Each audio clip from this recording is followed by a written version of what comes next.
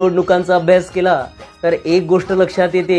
की सरासरी 5 लाख मते घेऊन एक खासदार निवडून येतो आणि महाराष्ट्रातील 15 लोकसभा मतदारसंघ असे आहेत जिथे बौद्ध मतदारांची लोकसंख्या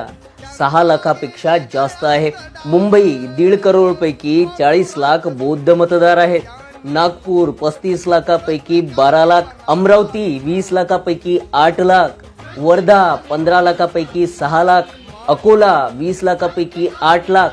सोलापूर 19 लाखापैकी 8 लाख, औरंगाबाद 20 लाखापैकी 7 लाख, अहमदनगर 22 लाखापैकी 7 लाख, नाशिक 35 लाखापैकी 9 लाख, सातारा 22 लाखापैकी 8 लाख, वाशिम 15 लाखापैकी 7 लाख, बुलढाणा 15 लाखापैकी 7 लाख आणि डोंबिवली व कल्याण 20 लाखापैकी 7 लाख बौद्ध मतदार आहेत. म्हणजेच महाराष्ट्रात 14 ते 15 खासदार बौद्ध बांधव स्वतः